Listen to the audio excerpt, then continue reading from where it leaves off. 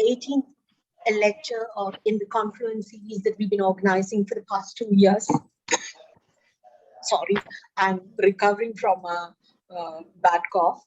For those of you who are joining iShow lectures for the first time, I'd like to give a brief introduction about iShow and what we do. iShow is organized. It's a short form for Institute of Social Sciences, Humanities, and Oceanic Research. And it's primarily a network of scholars from Kerala working all over the world with a shared interest in Kerala's broader histories and cultures in the Indian Ocean world. In keeping with the such confluences that such an enterprise necessarily demands, scholars come from diverse disciplines such as history, anthropology, sociology, gender studies, literature, and development studies. We aim to promote advanced studies and research in humanities and social sciences, and also to provide a platform for national and international scholars and researchers who are interested in the social, cultural, and economic traditions and conditions of the region. Of course, we are ambitious. We envisage that we would be able to establish a world-class research institute to facilitate global collaborations between scholars and institutions in the near future. As part of our initiative, we also collaborate with colleges across Kerala. Today we are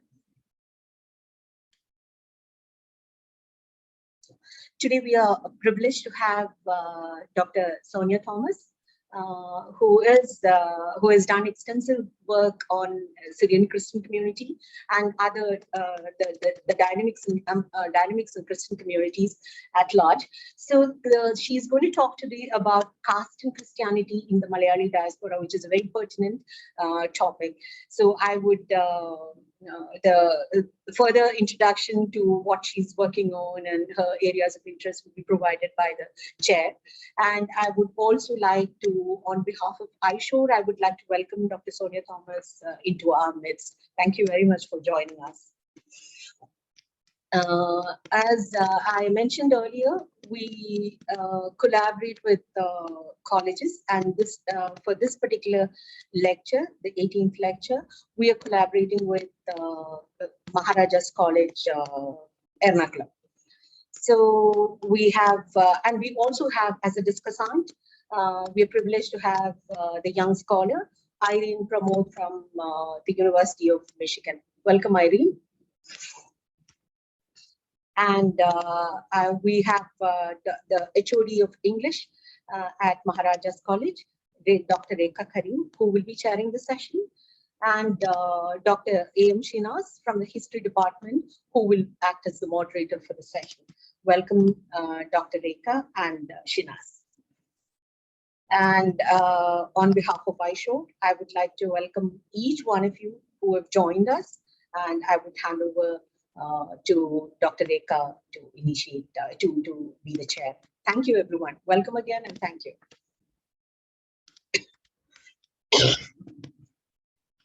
Rekha? Dr. Rekha?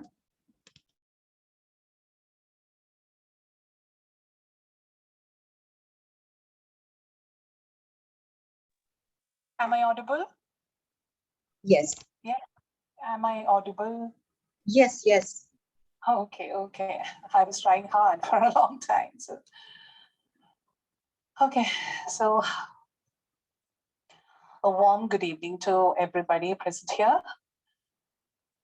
The Institute of Social Sciences, Humanities, and Oceanic Research, in collaboration with Mahajaraja College, is organizing its 18th lecture series. This is the 18th lecture in the series, Confluences 2022.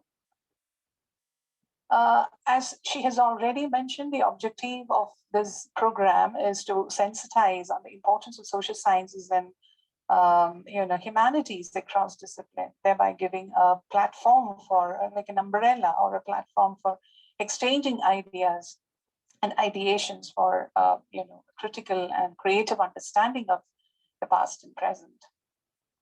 And I'm sure this evening is going to be a fruitful one where we are going to exchange ideas and ideations, thereby we are going to further the boundaries of our understanding and knowledge system as such.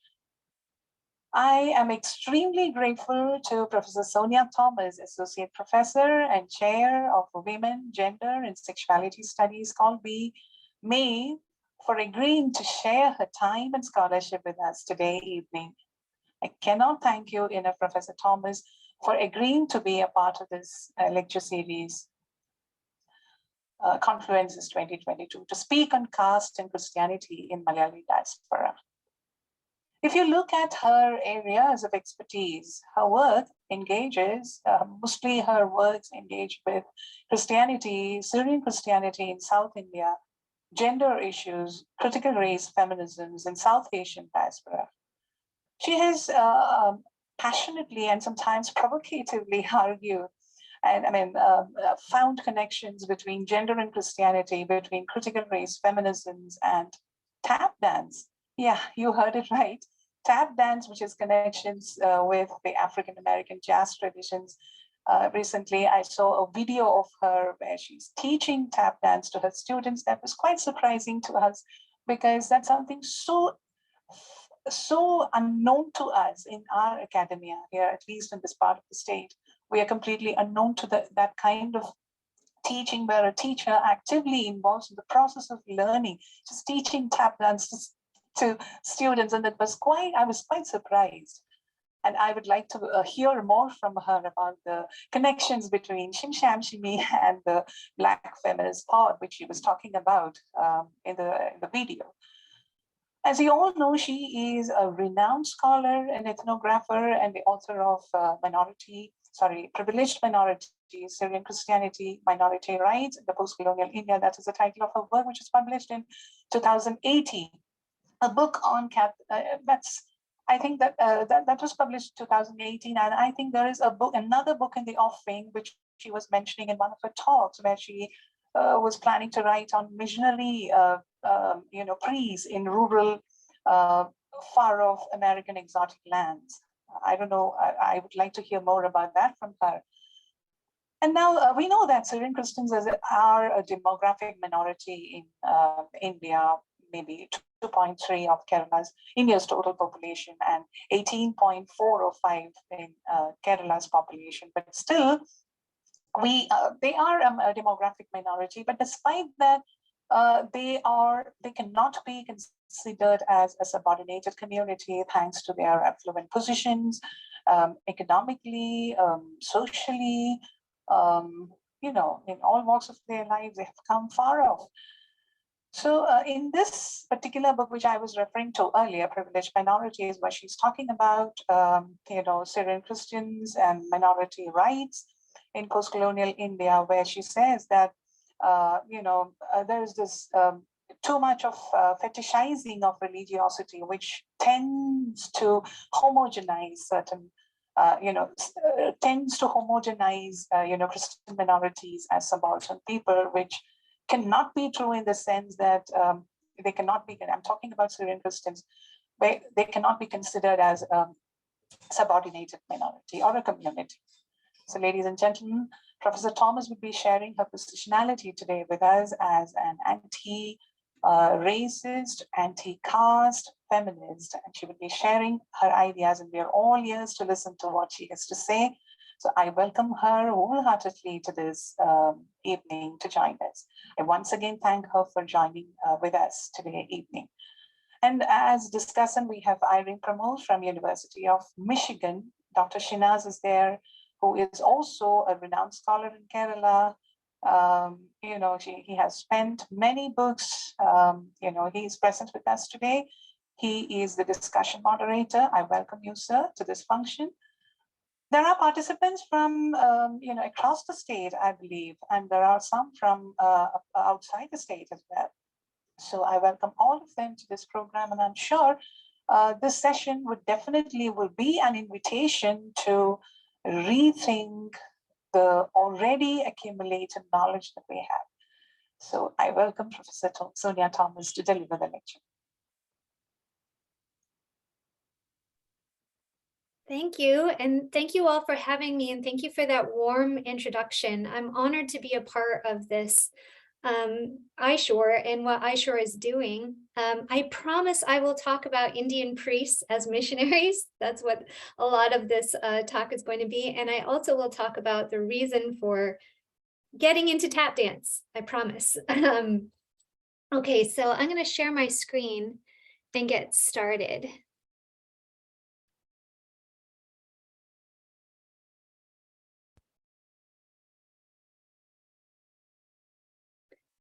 So in this talk, I'm going to start out with a little bit of a family history. In the 1960s, West Germany was actively recruiting young women from Kerala to go to Germany to practice nursing. Many from Kerala's Syrian Christian community went. For dominant caste women to be touching the bodies of others, and especially other men, it would not be within the normal social or caste norms of upper caste Christians.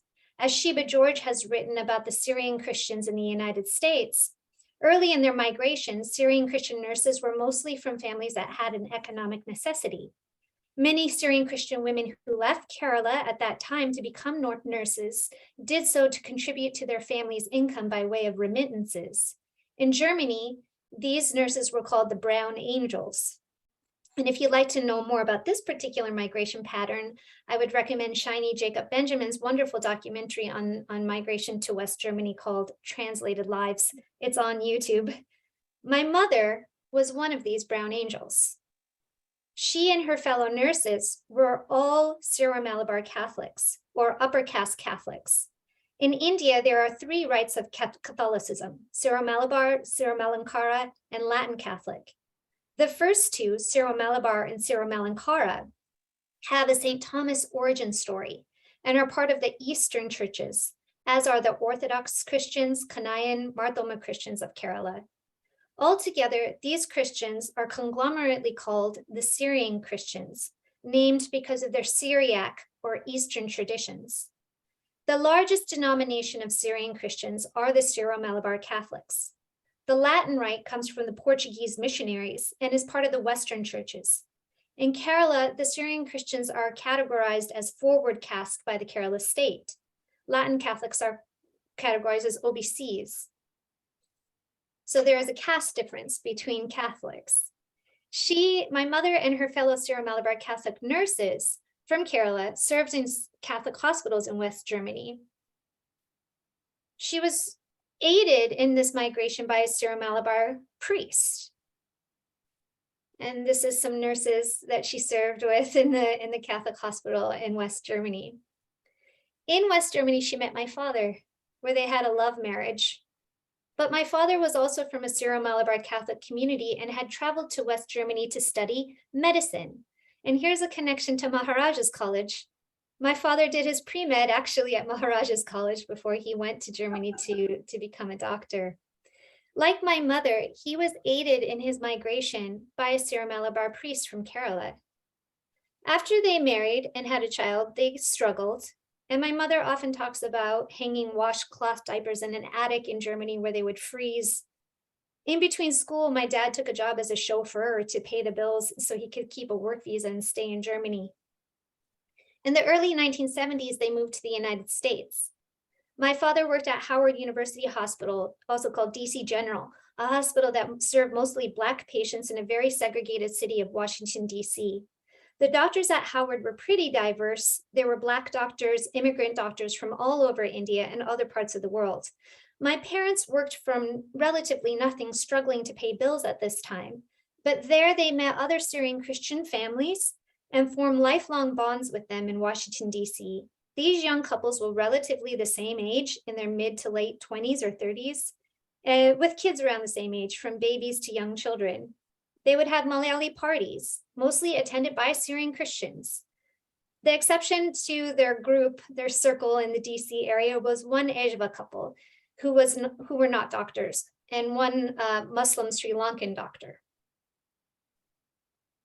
After his residency, my father received a job at a veterans hospital in Miles City, Montana, and then started a practice in a town called Glendive, Montana. Glendive, Montana is very sparsely populated. Here's my older sisters with my mother at Yellowstone National Park. This is a place that's populated mostly by cowboys and farmers. There were no Indian Americans who lived there, but soon they found priests in the nearby state of North Dakota. Here's my family with Father Sebastian, who was stationed in Tioga, North Dakota in the early 1980s. These priests were all from Kerala, and they were all Syro-Malabar Catholic at the time. So I'll get back to priests and migrations later in this talk.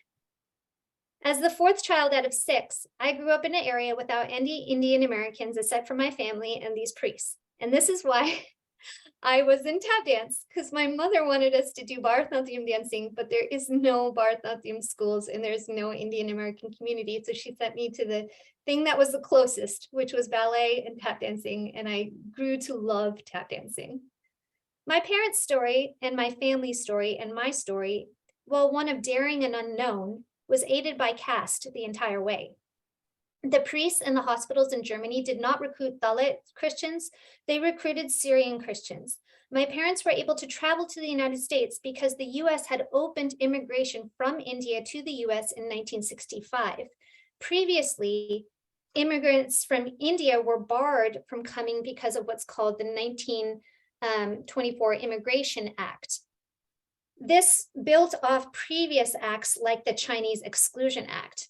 While the 1965 Immigration Act opened immigration from India and other Asian countries, it only allowed for the migration of skilled professionals, doctors and engineers.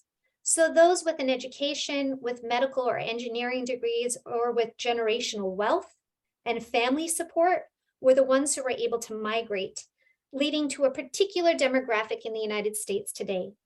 Indian Americans are the most wealthiest racial minority in the US, and they tend to be college educated.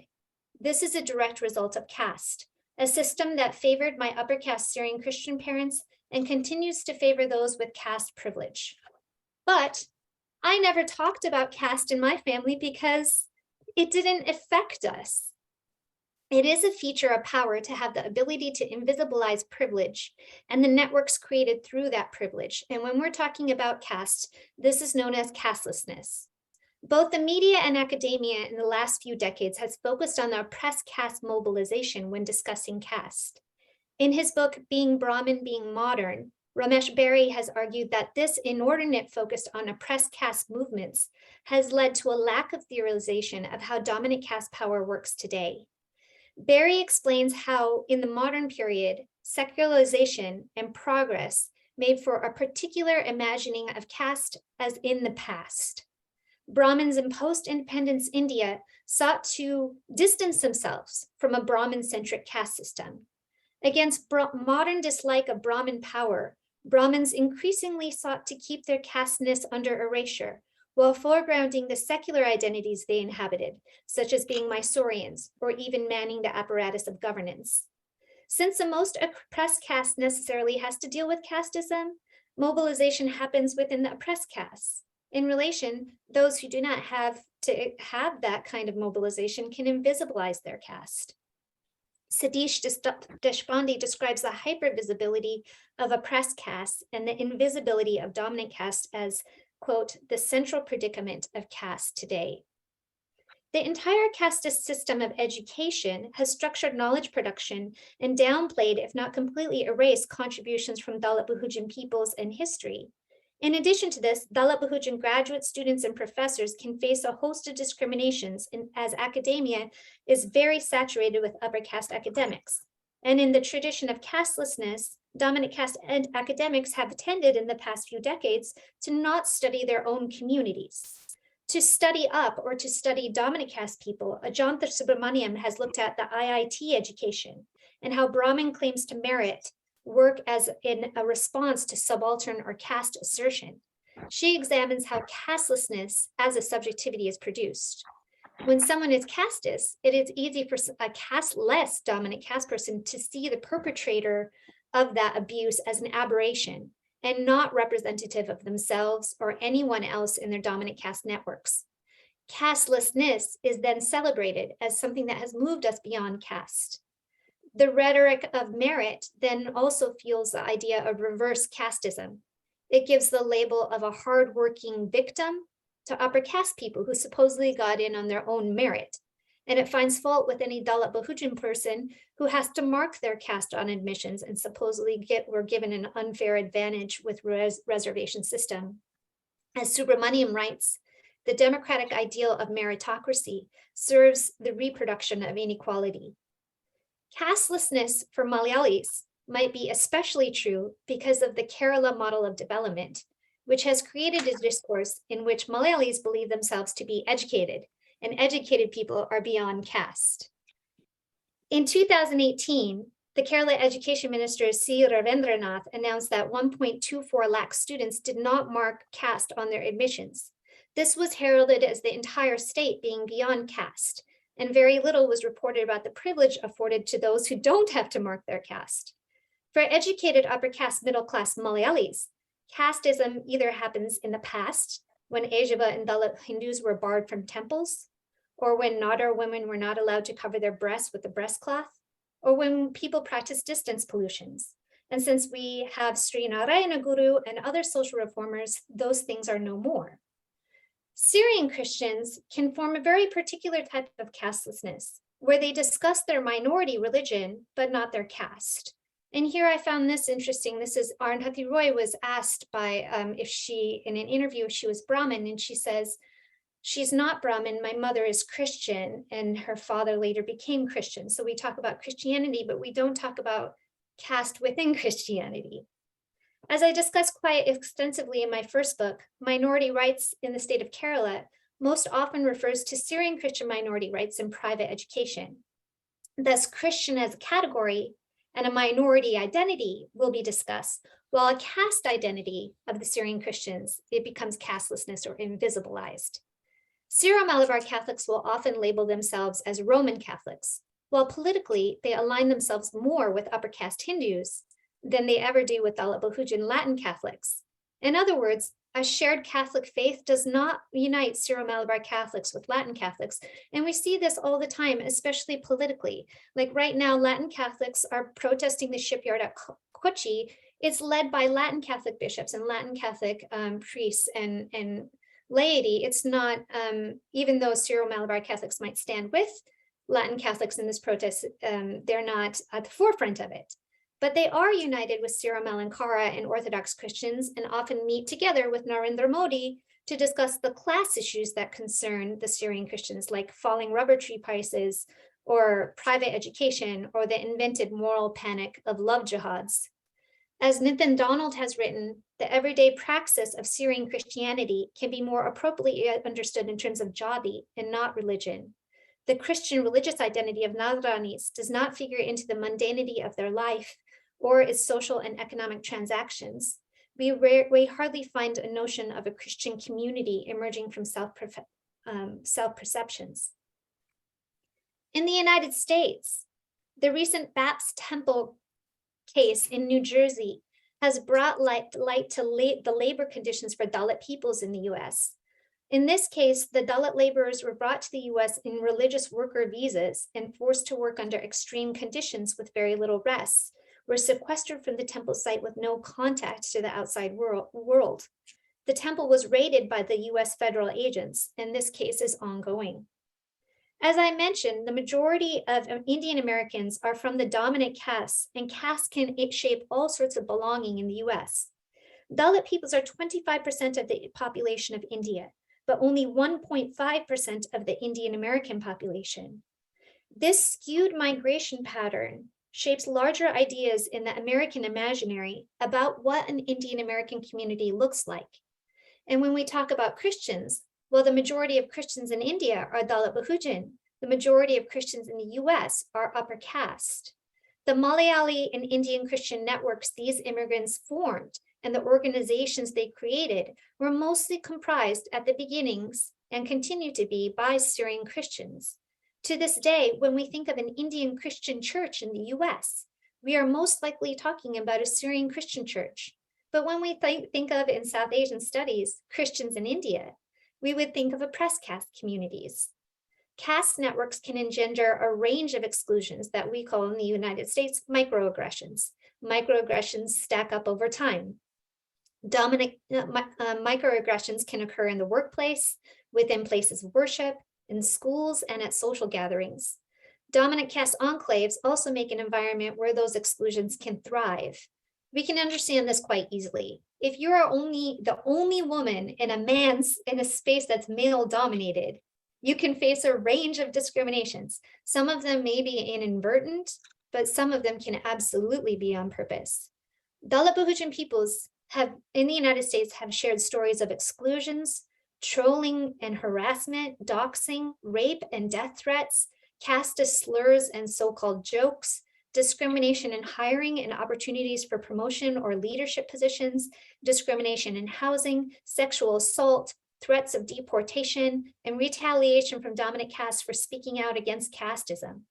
In colleges and universities, the caste of merit creates a dynamic where these microaggressions and violences are compacted in a very specific way.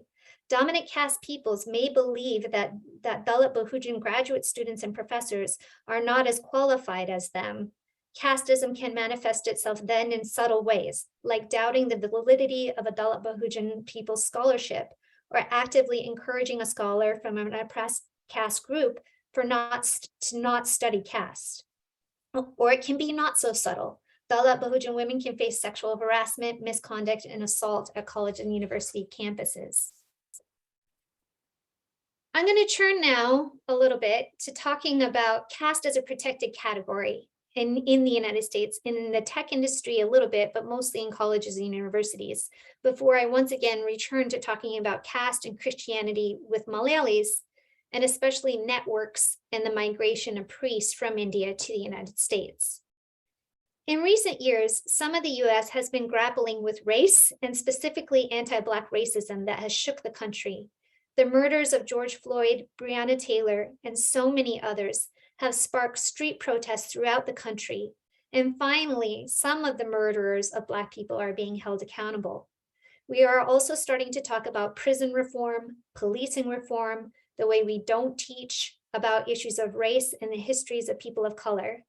We're talking also about the lack of representation of people of color in the media, in newsrooms, on television and movies, and we're being exposed to more diverse programming, including seeing Indian Americans on screen, something that I have never seen in my whole life living in the United States. Solidarity groups such as South Asians for Black Lives and Malayalis for Black Lives were created to educate the South Asian American community about anti-Blackness in our own communities and how we can be better allies. Primary, secondary schools and colleges and universities, companies, the healthcare industry, churches, mosques, temples, all aspects of American institutions have made diversity statements, instituted diversity, equity, and inclusion initiatives and trainings, and started to rethink how we often don't discuss race in our history classes. And they've begun to implement changes. I have to say, some of these changes are very surface level and tokenizing and not aimed at structural change, but it is all pretty new. It's very, it's just encompassing and all over the place now. Simultaneous to much of this, there's been discussions of caste following the Cisco case. There are many South Asians in the IT sector in the US, and as Silicon Valley struggled to be more diverse, and they're talking about racial diversity, Indian Americans filled the gap, and they did so in academia as well. 70% of H-1B visas in the US go to Indian software engineers, and 40% of all Indian-born engineers in cities like Seattle are from India. While Indian Americans fill that racial gap, caste is not discussed when they're thinking about diversity. And this is weird because many of those tech companies have conglomerates in India where caste is part of non-discrimination clauses. So why don't they think about that in the US as well? I can't tell you, I don't know. In the tech industry, sometimes entire work groups are made up of Indians, and often tech workers come on what I said, H-1B visas. H-1B visas are very precarious. If you lose your job, you have to leave the country. So this discourages Dalit Bahujan peoples who might be working in the tech industry to file a complaint if they if they face discrimination, because they fear that they might be retaliated against. It encourages Dalit Bahujan peoples to hide their caste identity in dominant caste work enclaves. Many fear being outed, but without a mechanism for recognizing that casteism is occurring in the workplace and in colleges and universities, how can one come forward with a complaint? This is why colleges and universities started adding caste to their non-discrimination policies and start to recognize caste as a protected category, like other categories are in the US, such as sex, race, and religion. If caste is a protected category, then institutions will be able to recognize it when it happens and implement procedures to investigate and protect the survivor of any caste abuse. The first university to recognize caste as a protected category in the United States was Brandeis University in the year 2019. The second was the institution I work at, Colby College, in October 2021. I worked at Colby to make this happen with the provost, who's the head of our faculty, and the South Asian Society, which is a student group committed to educating the community about South Asian culture, and Professor David Stroll, who is a professor in anthropology. We educated our community about casteism and caste in the United States through a series of what we called teach-ins, where people could come and learn about it and ask questions. And after us, the California state system added caste to their non-discrimination policy. And just recently, my alma mater, the University of Minnesota, made a statement about how their non-discrimination policy also covers caste. But there has been a lot of backlash, or a backlash, I would say, from a small number of people who want to keep the current system basically because it works for them. Many South Asian Americans who are opposed to adding caste are using the language of anti-racism, a language that has become part and parcel of diversity initiatives, to argue that if we recognize caste, that it would lead to discrimination against a religious minority and a racial minority.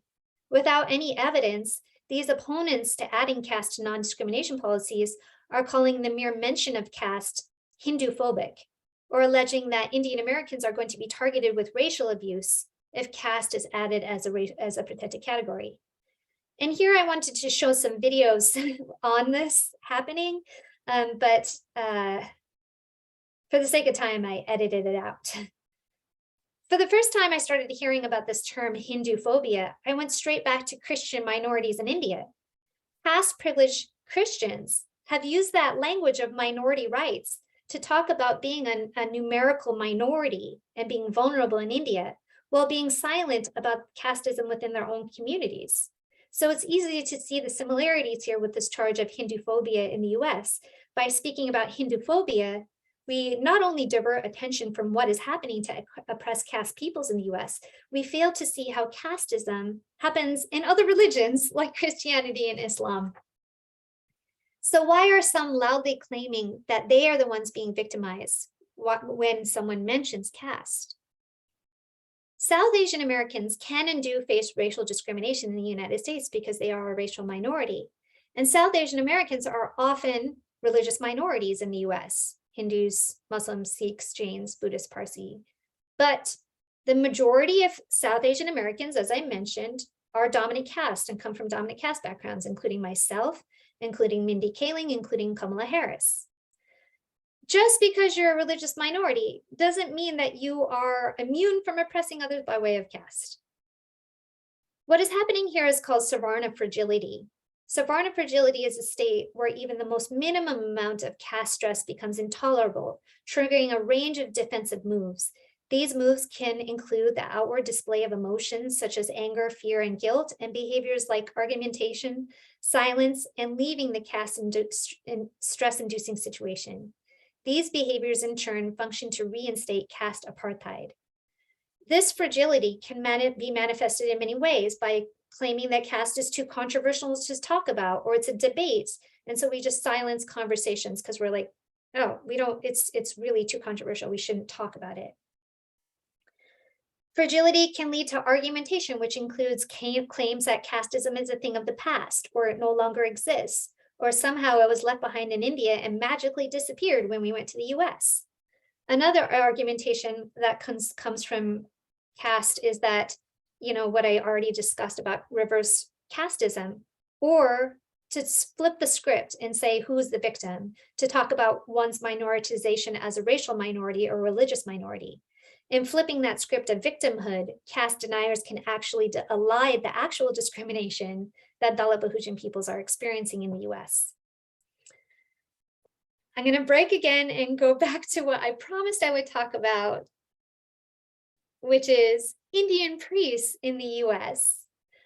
So currently I'm researching not Malayali Christian communities in the US, because Malayali communities tend to be in very urban areas like Chicago, Illinois, or Houston, Texas. And many dominant caste Malayali Christians attend Syrian Christian churches, which are located in these larger cities or suburbs. What I'm looking at basically is my own family history.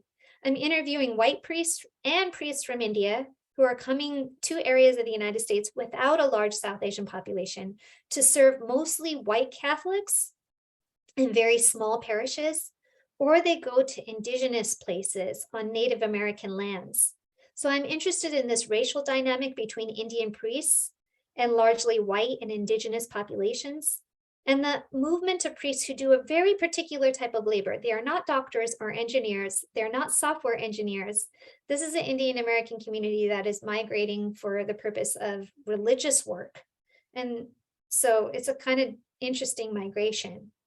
To give you a sense of the geography, this is where I'm talking about in the United States. And I grew up in this small little town on the border of North Dakota and Montana called Glendive. Glendive has just about 5,000 people. It's very small. Here's my daughter a couple years ago in downtown Glendive. Glendive was just most recently labeled the second most remote town in the entire US. But compared to the surrounding towns, it was kind of big because some of the other little towns around it are even smaller. Between a town like Glendive and Circle is the vast prairie badlands. This is what it looks like, and this is where a lot of Indian priests are going. Some Indian priests have come to very small towns, like St. Philip's in Webo, Montana. Webo, Montana has a population of 589 people, with only 20 to 30 people at Mass at a time. There's an Indian priest who used to serve here. Even to get there is hard on a dirt road. Sorry. So, and some go to indigenous communities as well, like St. Paul's on the Fort Belknap Reservation, which is an indigenous population with maybe 5 to 10 people at Mass. While the church is growing in the global South, so places like India, the Catholic Church is growing, the white Catholic population in a place like this is declining. And the homegrown population of priests is very small as well. This area has always relied on missionary priests to help staff the region. In the 19th and the early 20th centuries, these missionary priests in the Wild West were mostly European. Starting in the 1980s and 90s, the rural diocese of Great Falls, Billings, and Bismarck Diocese started to get priests from India, but other areas too, like Nigeria, Vietnam, the Philippines, but most of the priests have come from India. At first, I started to question why the Catholic Church has decided to invest in small rural communities and not in places like Asia and Africa. But through the course of this research, I've learned so much about spiritual labor and a calling for a missionary life, and for Catholics having to access the sacraments like baptism, confession, and the Holy Eucharist. In rural Montana and North Dakota, there are not enough priests to cover the vast territory. My home state of Montana is the 4th largest state in the US, and most priests travel to many different towns with lots of farmland in between, like I showed you in a given week. For instance, this is a map given to me by the Diocese of Great Falls, Billings. And this place that I have circled, currently there's an Indian priest that lives in this area. So to go detailed into this circled place, the priest lives in the bigger red pushpin and travels to these smaller towns, 127 kilometers to the smaller town of Broadus, and then another 62 kilometers to the small town of Terry, and says 3 masses on Sunday. The diocese, so, they often travel in the wintertime on icy and snowy roads. And many Syro-Malabar priests coming from India, maybe they've never driven in their life on their own, right? So it's very much a fish out of water story. I'm very close to this small rural Catholic community since I grew up there. And since the towns are so small, it's difficult to talk about the towns and my research participants, because if I do, it will be traced back to who said what. So I tend to use the term parish town to talk about those larger towns that a priest would live in, and mission towns to talk about the places that they travel to. Most of the 57 people I've interviewed for this research so far have been white, and 15 of them have been indigenous. I changed the names of the research participants, and when we're talking about priests, because there's so few priests, I try and use like priest A, priest B, when I speak about the priests I interviewed. Out of the 15 priests that I've interviewed so far from rural dioceses, 12 of them have been from the dominant castes. And I'll get back to this in a second, because I think we just need more data when we're talking about like migration and caste. Currently, there are 6,500 international priests from the US, from international priests just in general, from all over the world in the United States. And the largest number of those come from India. The priests in the US come as what are called either diocesan priests or religious order priests. Religious order priests belong to a religious order, like the Capuchins or the Jesuits or the Carmelites, the CMI. And these priests go where the religious order sends them. Indian diocesan priests, on the other hand, belong to a diocese in India and serve for a limited time on a mission to the US. The majority of international priests in the US today are diocesan priests. So they have a home in India, a home bishop in India, and they're being sent to another bishop in the US. In order for an Indian priest to come to and be a diocesan priest in the US, a connection must somehow be made between a bishop in the US and a bishop in India. So what does caste matter here? Like my parents' story, one that is emerging here is about networks and opportunities. Like my parent, once a connection is made between a bishop in the US with specifically a Syro-Malabar diocese in India, it could lead to the creation of a network where priests from the same Syro-Malabar diocese in India can come to the same diocese in the US. For instance, many Syro-Malabar families have a priest in the family or multiple priests and nuns in the extended family. In fact, the rite with the largest amount of vocations in the Eastern churches is the Syro-Malabar rite. In the 1990s and 2000s, a Syro-Malabar priest serving in a rural diocese in the US was able to tell his nephew, who was also a Syro-Malabar priest, about an opening in missionary work in another diocese in the US. And this nephew came and thrived as a missionary priest. Based on this success of this nephew with the rural congregations, the bishop decided to sponsor the nephew's cousin, who was also a Syro-Malabar priest. As the bishop told me, we have a priest that's working in the pipeline right now. He's a cousin of priest B. Because of my confidence, the nephew, because of my confidence in priest B, I said, okay, well, yeah, we can do this. Because if priest B says he's a good priest, I believe him. But the benefits of these networks can go beyond just opening jobs for a priest in families. For instance, if you are successful in your missionary work as a rural priest, a priest from India can ask to become what's called incardinated into the US diocese. This means he asks his bishop in India to leave and join a diocese in the US, which clears the way for a priest to become a naturalized citizen in the US. And when he retires, he can choose to retire in India on a US-based pension, where the dollar will go further. And I've known of 2 priests from India who've done this, who've become incarnated, and then when they retired in India.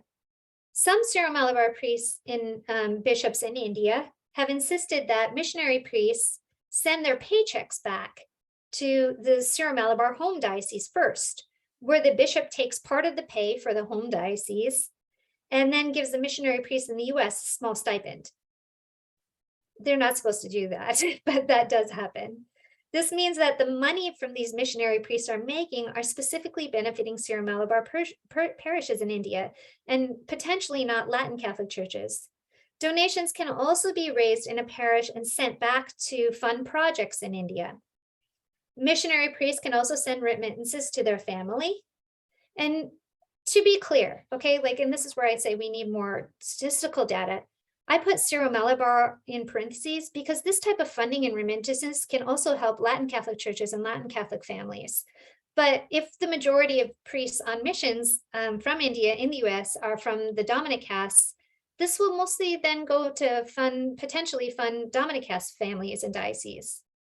And the bishops in India, the bishops in the United States are aware of some of these financial benefits with priests interested in missionary work.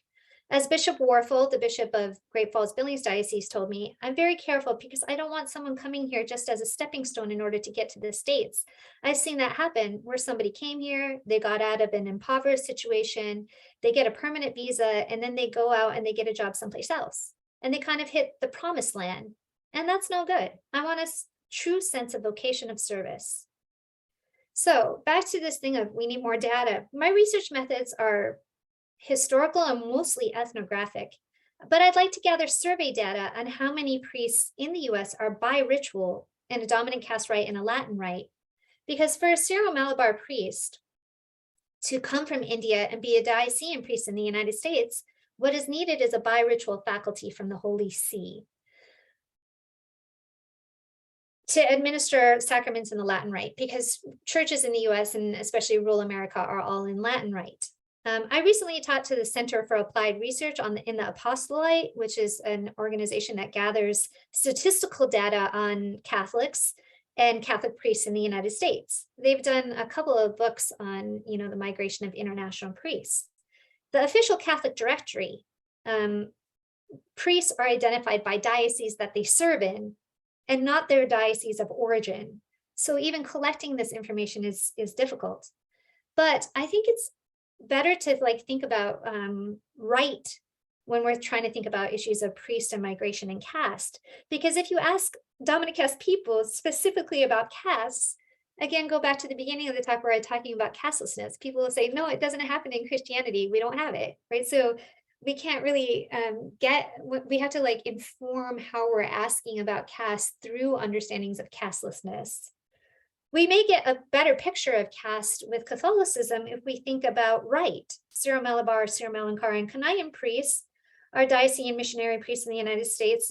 We could ask about bi-rituality. Further, I'm just curious if Latin priests become bi-ritual in Syro-Malabar rite as much as Syro-Malabar or Kanayan or Syro-Malankara become bi-ritual in the Latin rite. Because I'm not saying that that doesn't happen, because especially in areas outside of Kerala, Latin priests do become bi-ritual in the Syro-Malabar rite. But from ethnographic research, it seems to be less often, especially in the state of Kerala, where caste differences between rites will be more pronounced. And this is a priest A described it to me like this. In Kerala, Kerala churches are very strict. Kerala churches only take Syro-Malabar priests only in the Syro-Malabar diocese, only Latin in the Latin diocese. Rites can also factor into culture. There are disconnects between priests in a rural area and congregations in the United States that could be shaped by different cultural differences in Catholic rites. And of course, in Kerala, when we're talking about rites of Catholicism, this also is a marker of caste in so many ways. So this is just an example, and it may seem small, but I think that it's interesting to think about this when we think about a culture created in the United States. This picture, by the way, was taken by me as I was going to interview this couple that I'll share their words with you. It's just wonderful to do research in the state of Montana and in the state of Kerala, because I get to see pretty much the two most beautiful places in the entire world. How lucky am I? So in this very small town with a mission church, I was interviewing a husband and wife who told me a story about Ash Wednesday. Ash Wednesday Mass was traditionally offered in a larger parish, which was a distance away. So this congregation got used to receiving ashes on Tuesday, which is not usually the norm, when the missionary priest would stop by for this pancake breakfast. But when they had an Indian priest in their mission church, the Indian priest went and asked the bishop if he could do that. And the bishop told him no, that the small mission church should go to the larger church for ashes on Ash Wednesday. As the couple told me, Honestly, we have a hard time with our Indian priest, not because he's Indian, but because we can't understand him. And this may be a stereotype, I guess, but I think they're more hierarchy savvy or motivated. I will go talk to the bishop. Whereas we had a previous pastoral administrators who probably felt the same way, but they were more community. Well, let's work together with what the community wants. Whereas our Indian priest goes, we will do this because I work for the bishop. And I think people around here say, no, we're not going to do it. Not because you're an Indian priest, but because it doesn't fit us. We're not going to be told what to do. Our priest is very much into rituals and you do it this way. I don't know if that comes from India or his personal feelings. I found myself then explaining how Syro-Malabar priests often listen to what the bishop says in India. Like if the bishop says to read an Idiolakium during mass, you read that Idiolakium, or being differential to hierarchical authority. But I was talking about Syro-Malabar culture around priests. And in India, where Latin Catholic priests often have dominant caste bishops, I'm speaking out of turn. I might not know if they have a different sort of relationship with between priests and bishops, especially when we think about what's happening in Tamil Nadu right now, where there's lots of protesting of the hierarchy's reproduction of the caste hierarchy. It is important then to make sure that non-South Asian Americans or white Americans understand what type of culture we're talking about when we talk about Indian Christian culture in the US.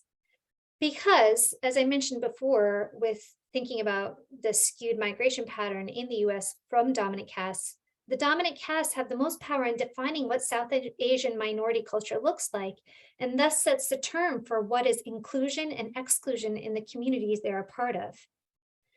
In another small example, one white farmer I interviewed was asking me about my previous research, and I mentioned that my first book was about caste in India and gender and Christianity. And as soon as he heard the word caste, he told me that he knew a particular priest that was in the diocese was a Latin Catholic priest and from a poor family. And when I asked him how he knew, he said, he adds water to his milk. The white farmer correctly guessed that another priest in the region was from the dominant caste background and more wealthy family. I asked him how he determined this. He said, I can tell, I'm a farmer.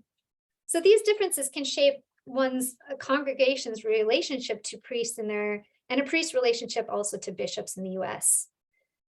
This project that I'm working on about priests I'm calling Indians and Cowboys. And I'm not just looking about caste in the diaspora. I'm looking a lot at race and immigration to rural America and spirituality in rural communities, and also indigeneity and Catholic Church's relationship to what we call settler colonialism. It's important to note that many priests I've interviewed and many white congregants I've interviewed too have really connected and interacted with their priests. And many of these priests have a true missionary zeal and a vocation to be in service for others. Not every priest is looking to cash in on migration, and not every priest is being castist in their relationship with non-Indian congregants. Some actually truly desire to be in service to the Catholic community. And that is really important to say. In addition, I do think that castelessness and casteism in places with a larger South Asian populations in the United States play out very differently maybe than those with populations in small towns, or in the case of my upbringing, no population at all. However, just because casteism is more likely to occur in places in cities with larger South Asian populations doesn't mean we should think of networks created and culture disseminated in places where we don't have a lot of people. And this is coming up with caste protections. The state that I work in is called Maine in the United States, and there's not a lot of South Asians that live in the state of Maine either. And so a lot of people have told me, like, what does it matter to say that you need caste protections at your college? There's not a lot of Indian Americans there. And I always go back, is this what we're arguing, that just because there's not a lot of people there that casteism doesn't matter? I can't imagine that somebody would say, what does sexual violence matter? It's only one woman at your college. We wouldn't say that. It matters. As a feminist, anti-racist, anti-caste scholar, I know that one person harmed is one person too many. So I'll end there, and thank you.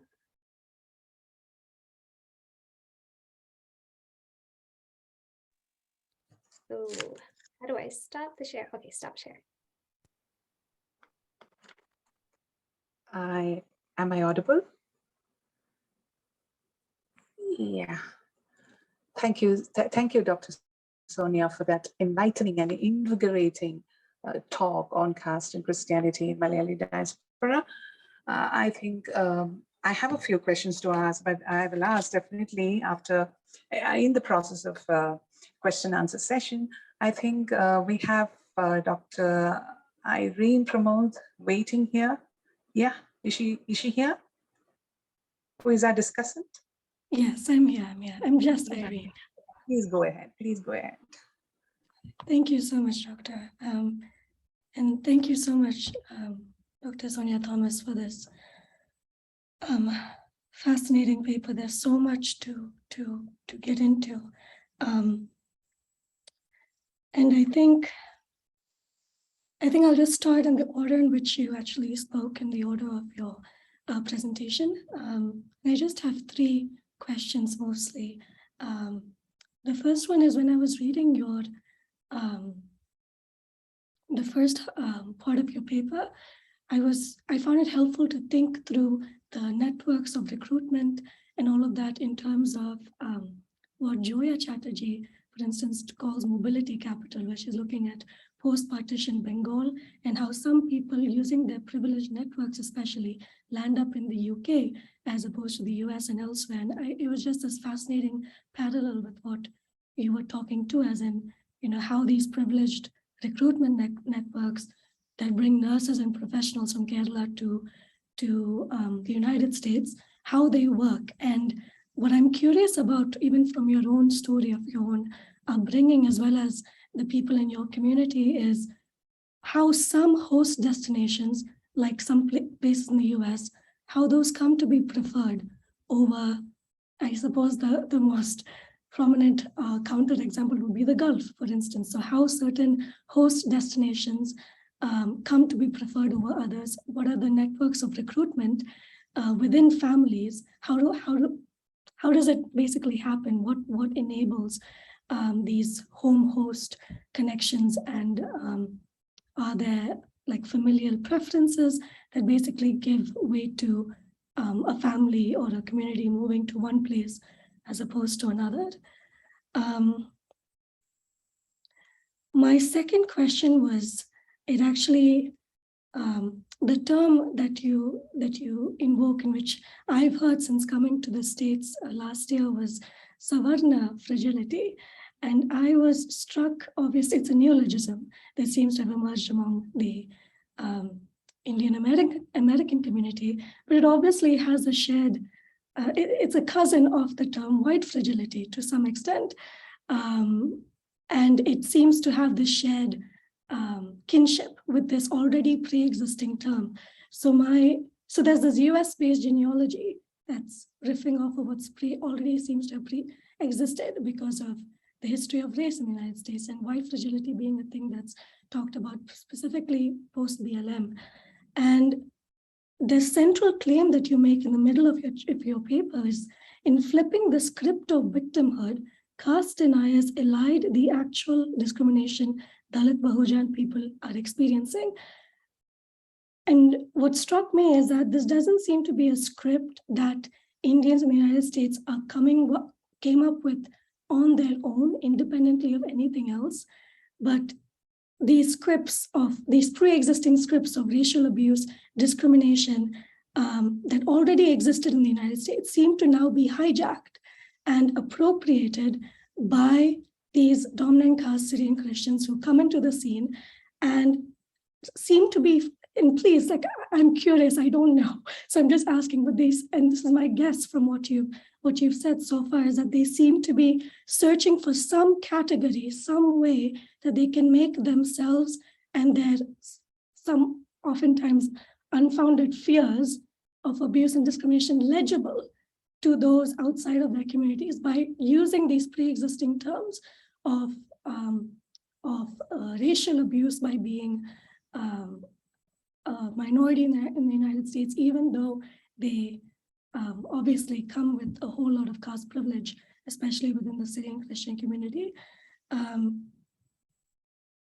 And so my question here is, if this is the case, if there is this active searching and hijacking, if you will, of pre-existing terms and ways and labels and ways of identity and categories of identity, if that is what's going on, how do these scripts that then go back to, that invoke race and racism and discrimination, how do they come to be learned among the Indian American community in the United States? And is it possible to trace the genealogies of Indian American discourses in these ways? Is it possible to trace, and is it useful, would you say, to trace the genealogies and the shared kinship that some of these ways of these, I don't know, these identity categories come to be learned and taken to heart, and people get passionate about them and all of that? So I suppose these are my my two big questions. A side question I have, and I'm going to end there, is it's about the self-invisibilizing of caste. It's also something I observed when I did a few years of field work in Qatar during my undergraduate education there, where even among the Malayali Christians in the Gulf, it's a very similar phenomenon in how there are, except in that case, it's because of the proximity of the Gulf to Kerala, and the representation of people across castes is, I think, much greater than it is in the United States, where you have the biggest bulk, like the population of people coming from Kerala being dominant caste, and both within and without the Syrian Christian community. But my question was, who is the intended audience, if you will, of the self-invisibilizing of caste? Is it for those? Is it for places where Indian Americans are already highly represented, like in the tech sectors in Silicon Valley, and increasingly in academia? Does it happen mostly in those circles in the United States context, or yeah, basically, what does it afford them, this whole self-invisibilizing tactic? What is it doing for them? Is it mostly just to stake a claim to the universal notion of merit, what Deshpande, who I think you quote, also calls secular, modern, casteless capital, and that somehow is more legible than caste? Because even though, like, there are these scholars, right, who, like Isabel Wilkerson, Christopher Fuller, and others, who say caste is not this unique thing to South Asia alone. It has these equivalences in the United States, especially, both before and after the transatlantic slave trade. But I suppose, is caste in and of itself a legible category to the people that Indian Americans in the United States have to deal with on a day-to-day basis? And if so, is basically, who are they hoping to speak to by self-invisibilizing? And because even though it's a self-erasure, it also speaks volumes. But I'm curious about who is it speaking volumes to, and who's the intended audience of this particular strategic move in the United States political context. But yeah, thank you so much, and I cannot tell you how much I enjoyed and what an honor and privilege it is. And thank you for the organizers for this too. Wow, I love all these questions. I think I could talk forever. So the first question, I mean, is this how can I ask the moderator? Should I address the questions Irene came up with? Is that? Shinas, sir, would you like to intervene?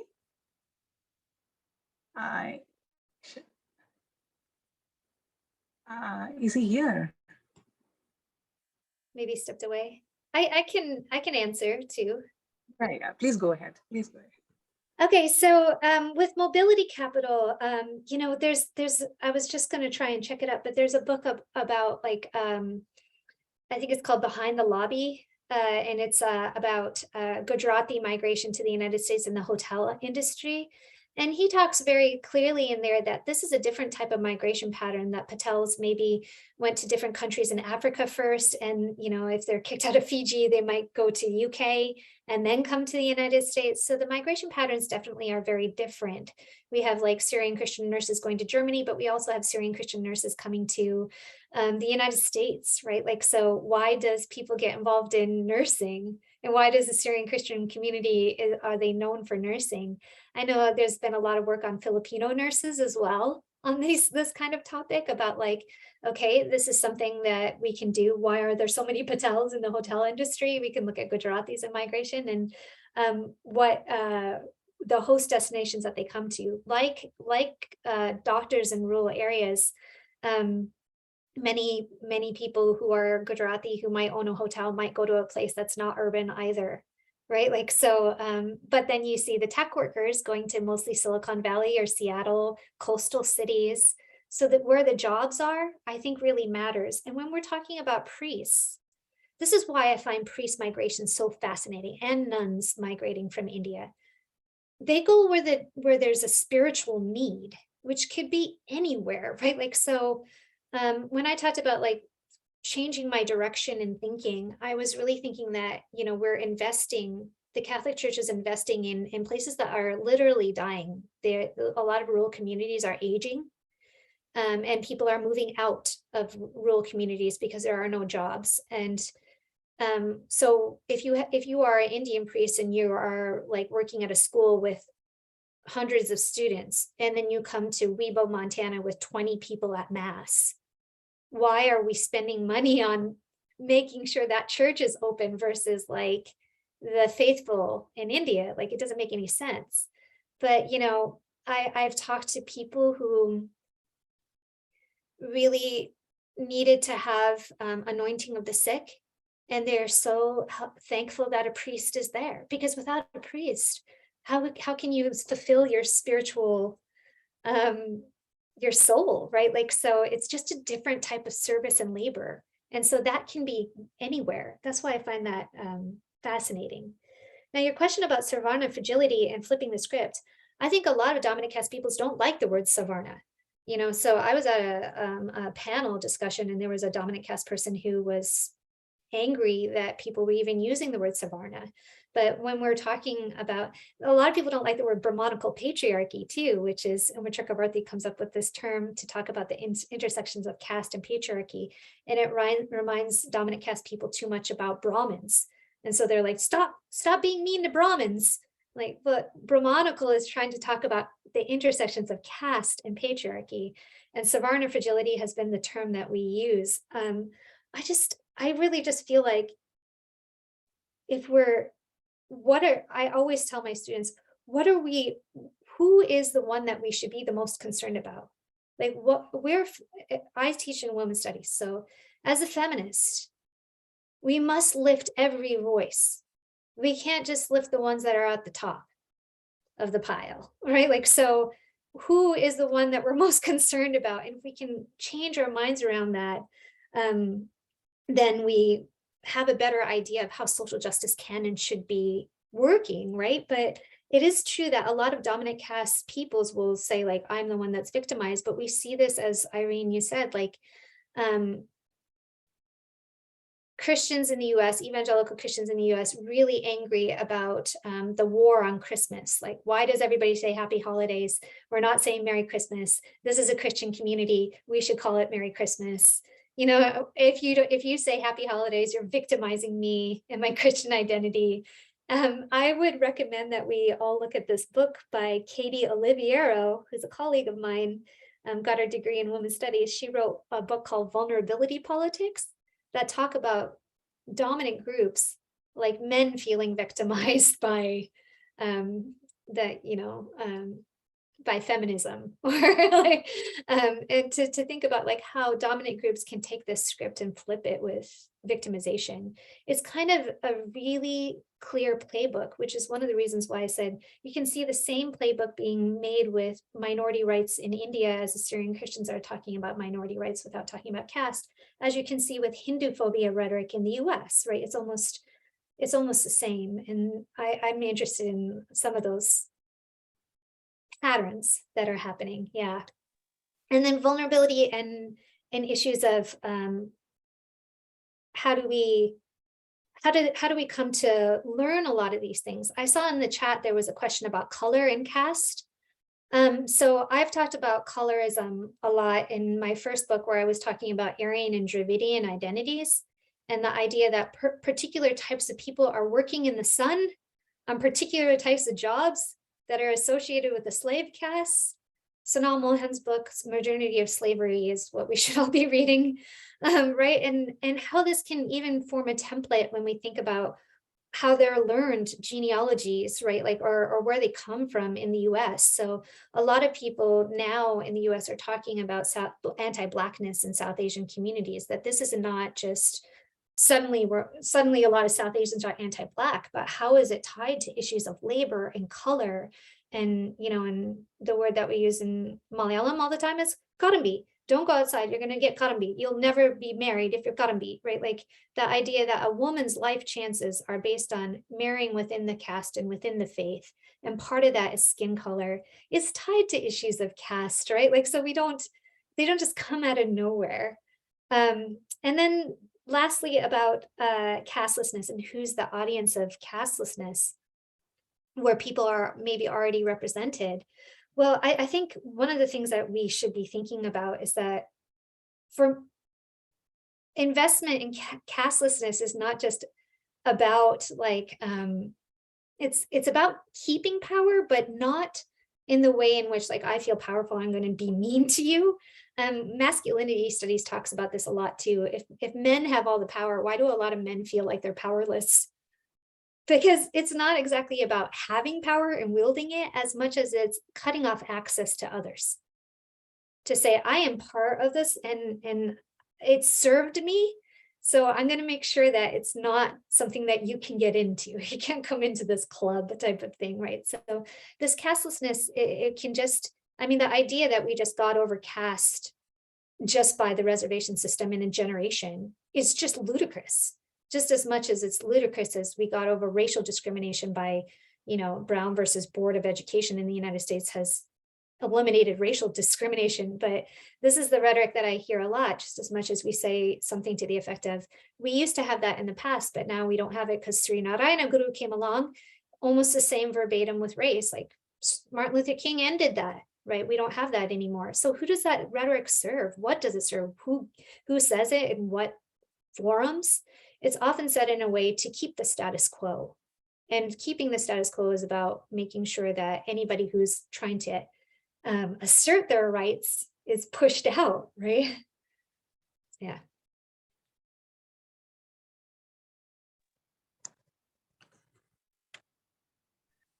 Thank you very much. Is there anything else? Any other question? Somebody is asking something like Dr. Shinas has raised his hands. Dr. Shinas. Yeah. Okay. He is the moderator. Sir, Shinas sir, kindly intervene, please. He has a question to ask, ma'am. You can. Shinas, please unmute. Please unmute. He is asking this question. I don't know whether this is a question from Dr. Shinas. He's asking what you said about vulnerability politics. Vulnerability politics reminds me about Zionism. Vulnerability is really at the core of Zionist politics and ideology and reperpetuating it. Am I audible? Question, it is an observation, I think. Am I audible? Yes, you are now.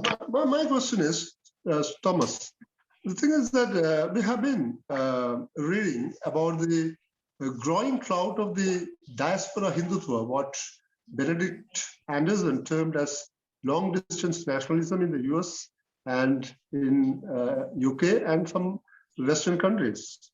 So what is the root reason for the unprecedented growth of the diaspora Hindutva, especially in America and some European countries?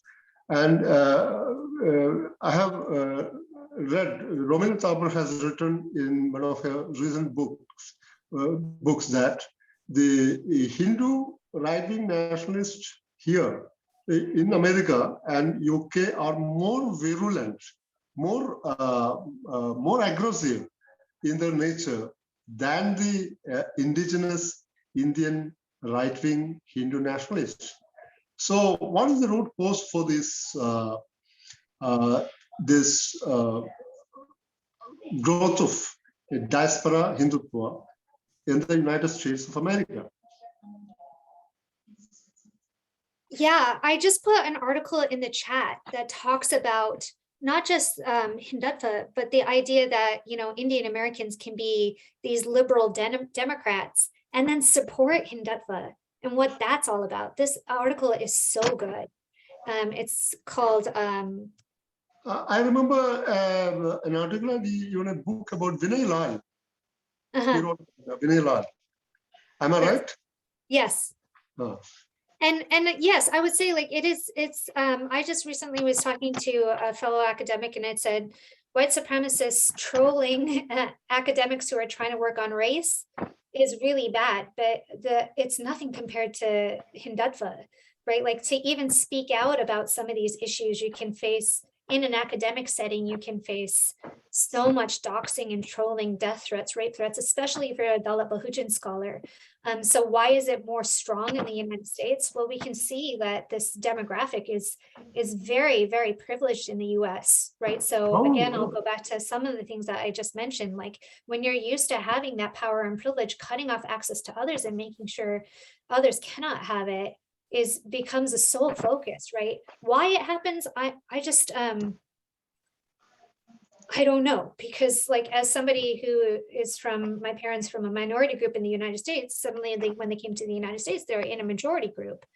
But I have never been raised to kind of think of protect my majority group at all costs, as much as I've been taught to always care for others, right? So I'm at a loss why anybody would be supporting that as religious and racial minorities in the United States who understand struggle and understand discrimination in those forms, and then to pick up and discriminate against others or to deny that casteist discrimination is happening.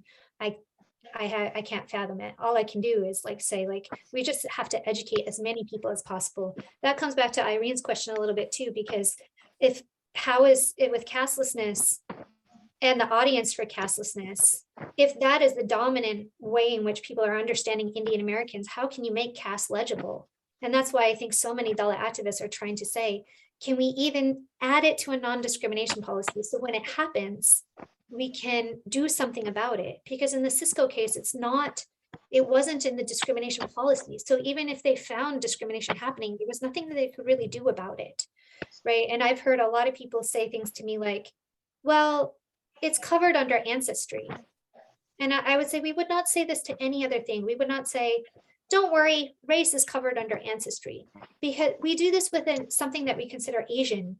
And it's related to this idea that Asians are always foreigners in the United States, which is tied to US immigration policies, right? So to make it legible, and I don't know that a lot of Americans who are non-South Asian understand what Hindutva is.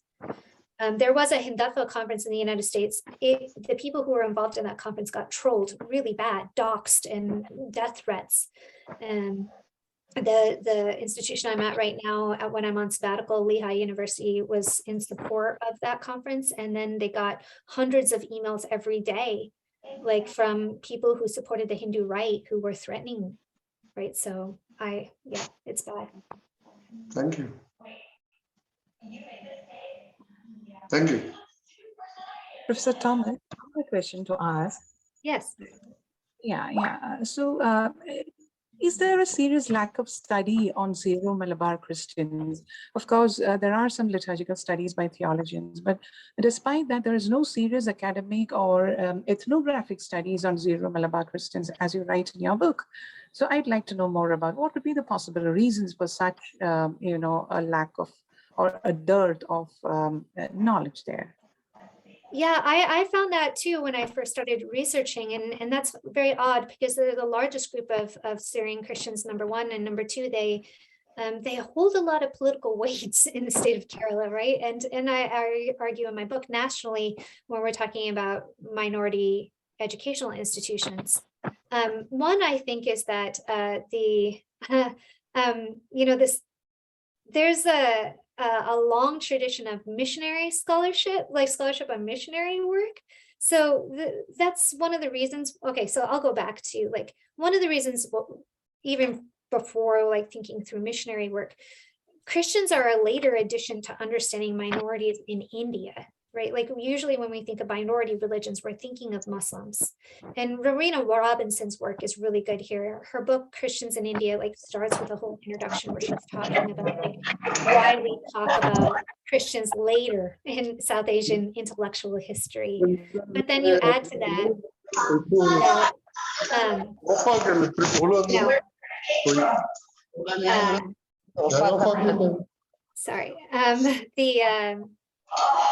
the fact that we're not looking at privilege. Often when we think of caste, like I mentioned at the early part of this conversation, we're talking about the most oppressed and caste mobilizations. So dominant caste peoples rarely study themselves. I really love a lot of the theological works of the Syro-Malabar Catholics. I read it a lot. It's fascinating to me. And I think for Syro-Malabar Catholics too, there's this thing about Western Christianity. There was the whole Latinization thing that happened in 1599, and then a kind of like interaction between the Vatican and the church that happens for many, many years with the Syro-Malabar Catholics, where they're fighting for their own bishops. They're fighting for their own right of Catholicism and recognition of the Syrian Catholic traditions. And so the story that emerges there is one of like the Western Church and the Eastern Church, right? So, and that's not, I don't think, a wrong way, but then we don't have ethnographic studies exactly on caste or gender. But I would say that young junior scholars, I think it's growing. I think there's a lot more people doing a lot more ethnographic work on specifically the Syro-Malabar Catholics. And I'd like to see a lot of that done in the United States too, because it's kind of fascinating, the different enclaves, like Irene was saying, that people are attracted to certain different areas than others. Chicago and Houston being among them, big for Syro-Malabar Catholics. Yeah. Thank you. Thank you.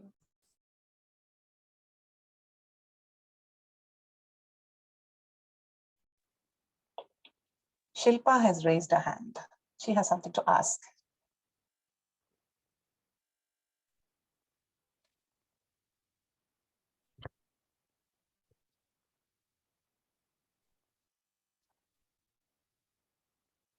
Then there is Christina Dhanraj.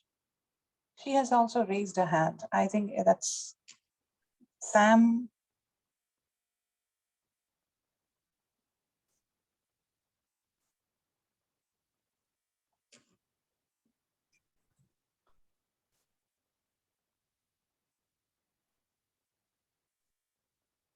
Oh, she's unable to unmute.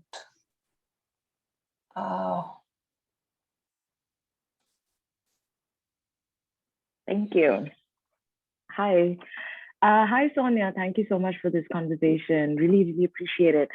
I was curious to understand, since you mentioned Chicago and Houston being some of the hubs of Syrian Christian, Syrian Malabar Catholics, congregating, would you be able to comment a little bit about the practice of caste within these churches and how do they express it even after having moved here and set up families, set up entire communities? What is the version of that caste practice, especially within the church? Thank you. Thank you for that question, Christina. And I don't want to overstep my boundaries here, but it hasn't been my research, but I have read some of the secondary sources. An interesting thing that Prema Kurian has this article, I'll put it in the chat, that just came out, and she's looking at caste activism in the United States and race. And one of the things she finds is that Dalit Christians are not going don't really have a lot of Dalit Christian organizations or advocacy groups or a Dalit Christian church in the United States. And we can assume that that's mainly because, in comparison to the dominant caste, who had the networks and more time to to establish them, they are by dominant caste Christians, but she also finds that they do go to Ambedkarite rather than go to like a Syro-Malabar church, right? And another study that I just read, it was about Asian Pacific Islander Catholics in the United States. And they found also that Latin Catholics from India will often choose to go to a church where they are a racial minority. So I'm guessing that means a white Latin Catholic church rather than go to a Syro-Malabar church. So this is not my research, but we can infer, why would that be?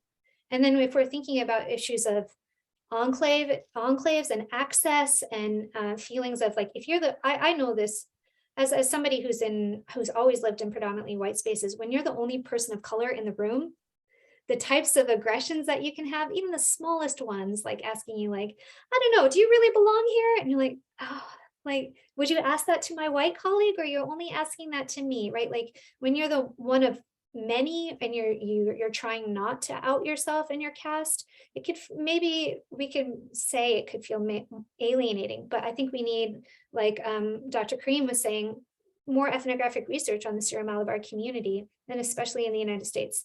I'm hoping that will come. I think I know there's a junior scholar, her name is Soli Chaco, has been looking a little bit about this. And I'm looking forward to reading her research.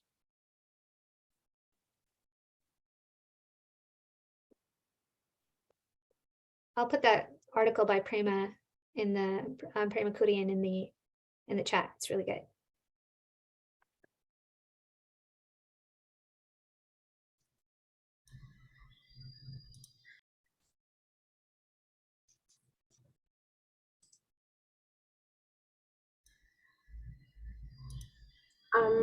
I'm hoping I'm audible right now. I'm having some trouble unmuting myself, but I hope I can just jump in. Am I audible, Sonja? Yes.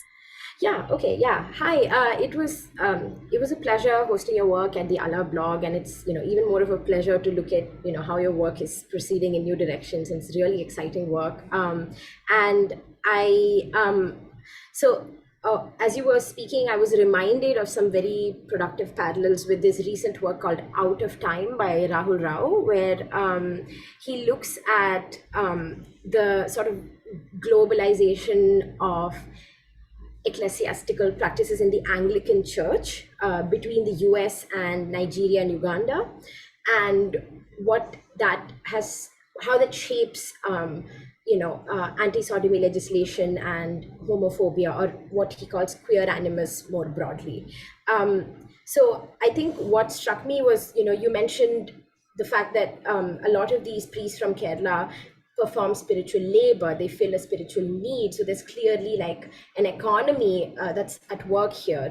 And I'm wondering, so in Rahul Rao's case, he looks at how spaces like Nigeria and Uganda are very problematically seen in US Christian spaces as being more authentic sites of practice for Christianity, because such practices are in decline in the US in this worldview because of the onset of so-called gender ideology and human rights discourse, which is considered liberal ideology and whatnot.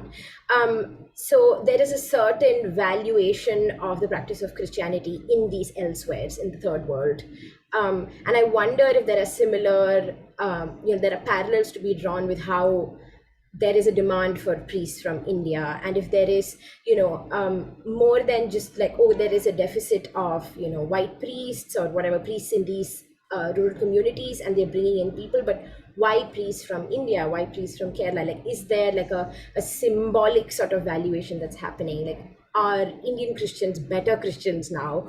And have you noticed that caste plays any kind of role in this? So, any role in constructing India or Kerala as a space where Christianity is practiced in certain ways and can be drawn from, or something like that. So just reading your work together with Rahul Rao's work sort of brought up these questions, and I was wondering if you could speak a little bit more about this spiritual economy at work. Thank you so much for that question. One thing I will like, I think that has been coming up is issues of the idea of more kind of orthodox practices towards gender, and the idea that, oh, India is is more like traditional gender roles and that we've lost in the United States. That has come up.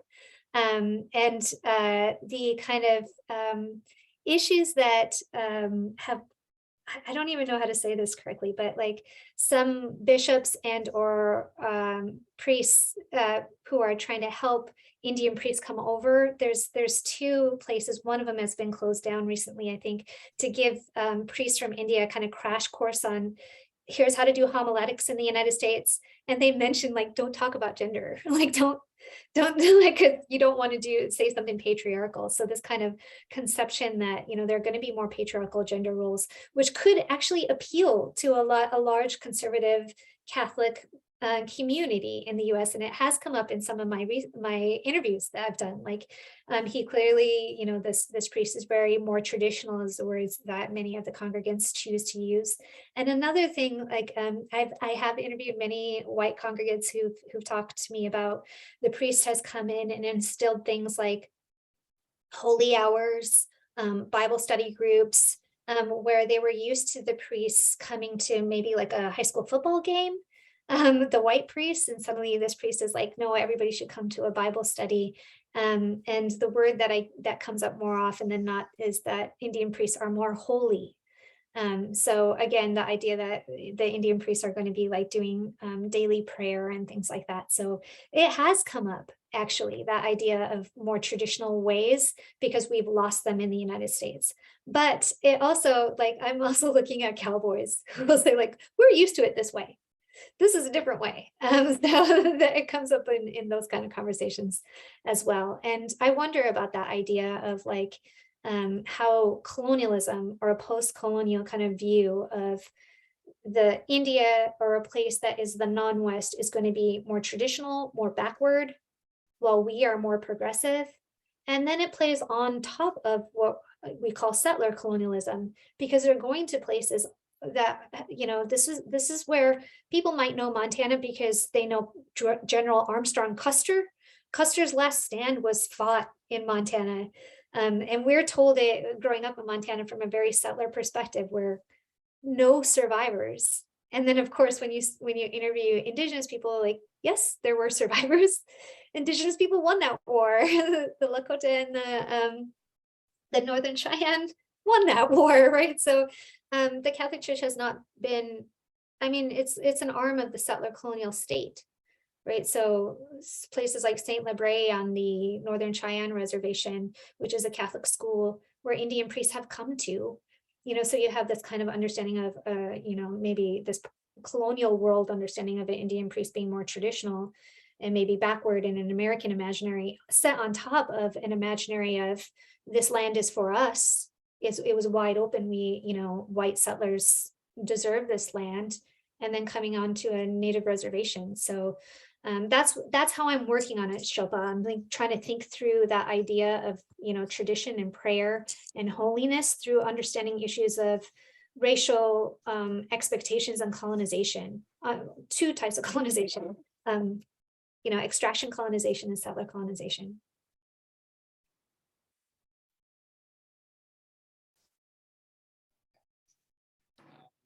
And I don't know this book. I do know a little bit about Uganda, but I've never, in evangelical Christian work in Uganda and Kill the Gays bill, but I did not read this book yet. Out of time, I will read it. Hello, Dr. Sonja, Dr. Thomas. Actually, thank you so much for the wonderful presentation. I myself is a Latin Catholic. I spent around 5 years in UK. For the past 5 years, I was in the UK. And I have been burned with Syrian Catholics, racial discrimination for a bit of time, but that's part and parcel of the thing. But the major question I would like to ask you is about whether you have identified, because in Latin Catholic community, there are 3 subsections of caste. So each caste has each subsections, and they play dominant against each other within the lower caste itself. So if you call Dalits as an umbrella term, as I have understood, Dalits even have a couple of subcastes and they kind of play dominant with each other. So my question is, if we have to run down the entire structure, would it be, because I was conceiving a project about this, and even my diocese, I was conceiving a project to kind of enlighten my diocese people to sort of intermarry between each other, like, the 3 subgroups. But then these people are not ready to do that, even within the diocese. So it's pretty hard. So I think I personally feel like I should start working on my own community first, and then say something about Syro-Malabar to be, is being very racially abusive towards me. So have you identified these groups in Syro-Malabar? I don't know exactly whether they have any structures. I know in person that they were very bitter about Knanaya Catholics, because they never used to intermingle with Syrian Catholics. So they used to complain again about them to me. And they used to call me fisherman, even jokingly. But then it was like, rude comment to make in a pub or something. So Joke. Yeah, joke. So I was just wondering about, have you identified any subgroups, or do you plan to do some sort of a work between these communities to enlighten them, to break down the structure within the caste and then branching out? Because I have been following your work from the Capitol riots. It's fantastic the way you work. You. I have been always wanted to email you, but then you can. Please do. Please feel free to. I will definitely. I have a project coming up in my brain, so I have been preparing it, and I've been trying to contact you, but then I didn't get that. Yeah, I will definitely email you. So have you ever identified the caste within the caste, and how to?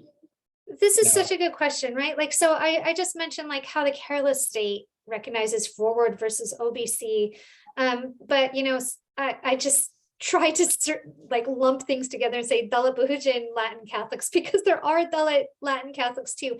And by the way, there are Dalit Syro-Malabar Catholics too. There are Adivasi Syro-Malabar Catholics. So one of the interesting things that is happening when I'm looking at some of these priests is a lot of priests in the United States who are Syro-Malabar Catholic, or maybe come from Kerala, might have been ordained in the Latin Catholic faith in a North Indian diocese. Or there are Syro-Malabar dioceses that are specifically have mostly Adivasi communities in their diocese, and maybe like Sagar diocese in North India, right? Like, so I'm still, this is an ongoing research project, but then you see a lot of Latin priests will be bi-ritual in the Syro-Malabar. And so I kind of mentioned like, but does that occur in Kerala? Because it's not just like subcasts within the Catholic communities, but also regions, and like, right. So this is not exactly an answer, but yes, we need more. I think I need to do more of this. But again, when we're talking about castelessness, it's you can't just ask about like caste or subcaste, because then it's like Christianity doesn't have caste is always the answer. And when we look at Roman Catholics in the United States, like I have a big problem with some of the recent Carnegie Mellon survey on Indian Americans in the United States. They did ask people about caste, but they did not inform that particular survey with castelessness. They only asked Hindus about their caste, and 53% of those Hindus don't identify by caste, which to me like points out what the research is saying on castelessness, and the fact that Dalit Bahujan peoples might not want to out themselves. But of the 47% that did identify by caste, I think it was 87% were from the dominant castes, right? So that's telling to me.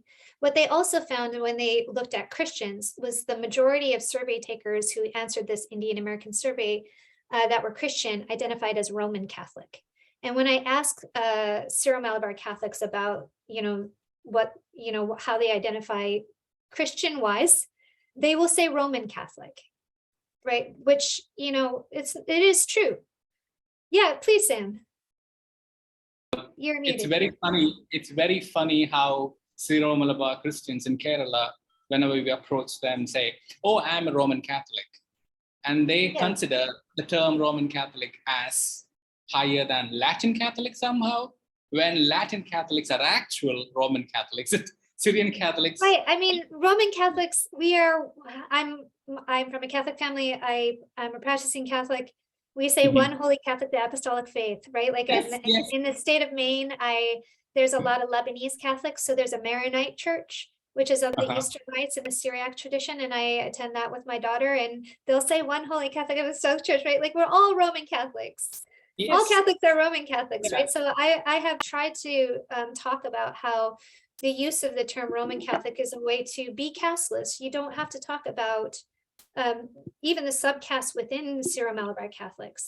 And but one last thing I'll say, Sam, is that often when I try and talk about this, there's a lot of pushback in the form of argumentation to say, well, there's a Dalit Catholic in my Syro-Malabar church, so you use the one example as like a foil to the systemic things that we're trying to talk about with caste, or to say like, I've known a Syro-Malabar caste, a person who married a Latin Catholic, and they have no problems. So this is not an issue anymore. So the one exception to the rule makes us not talk about systemic casteism. And I see almost a similar thing happens with racism. Like we make fun of it in the United States. We'll say, I have a Black friend. I have a Black friend. Like, so that makes me not racist. Or, he told me that it's okay to say the N-word. That interpersonal thing takes us away from talking about structural. So what I mentioned when I was talking about rights and thinking about like what rights the priest comes from and trying to gather data on that, and by rituality, it's to think through ways that we can address castelessness in our studies when we're thinking about caste between a Syro-Malabar and a Latin, but even within Latin or within the Syro-Malabar. Yeah. It's important, and more work needs to be done, and ongoing with mine, and more ethnographic than quantitative, but let's see. Good luck to that, and thank you so much for this amazing work and talk. Thank you. We have Professor Thomas, we have one more hand raised here of Matthew Thomas. Would you take that question? We are running late. Would you take that question? Yes. He has something to ask. Please go ahead. Am I audible? Yes. Yes, thank you. Thank you, first of all, Aisha, for conducting and this webinar. Very informative, especially for us who are a part of the who were a part of the diaspora community, and especially Malayalis and Syrian Christians. I now serve as a priest in the Marthoma Church. I was born in Seattle, and I'm still a citizen. I was really enlightened by your talk, Dr. Sonia, and all the ways of the migrations in the introduction part, especially as my parents also migrated in the early 80s, and when the time when we were born, and the struggles and all, especially. It was really worth to hear. So I thank you, and also the Aisha, for this webinar. It's not a question that I have, but as I was hearing your lecture, and especially the topic which you are doing now, the interest topic about the priest and their mission works done in the US. I had a short visit in 2018 to Seattle, where I could meet personally a Syro-Malabar Catholic Church priest. To be honest, I forgot his name and I don't have his contact, but he was not there on his own will, like as you were talking. He and other 2 or 3 priests, according to my memory, they were on deputation of the Syro-Malabar Church on request of the Diocese of Seattle, the diocese. So, and he told me, I remember asking him that he was somewhere in a church near Bellevue in Seattle, and I remember asking him, or I think it's in Renton, yeah, in near Renton, a church. The church had a school or something, and I remember asking him that. Are you willing to plan to stay over here and do the mission or the ministry over here? He said after 5 or 10 years we will go back, and they were only on religious visas over there. They were not planning to naturalize their stay as a citizen like that. So there are a section of priests like that also from the Syro-Malabar Church, and especially Indian citizen priests from our church. They just come over there on religious visa, they serve and they come back. So there are also some priests, a bunch of priests, I think, hope so, like that, who serve and come back. And now I serve over here in Kerala. It's in Anakkara in Idukki district. I have not seen the Syro-Malabar priest. His name is Thoonkuri Lachan. I have not seen because of the COVID restrictions. And he actually, sorry to say, he passed away last May. But he was a priest in the US. And he came back, and as the one you said, like, he also received his pensions of dollars also in Kerala. But what he did, he used that money, and he sold his land that he got from his father as his right. And what he did is he made a trust in his name. And this May, with all that money that he got through his missionary seal, what he did is that he built, the trust built 32 homes for the homeless. So I just wanted to give you these two informations because I heard this class and what came into mind. Thank you.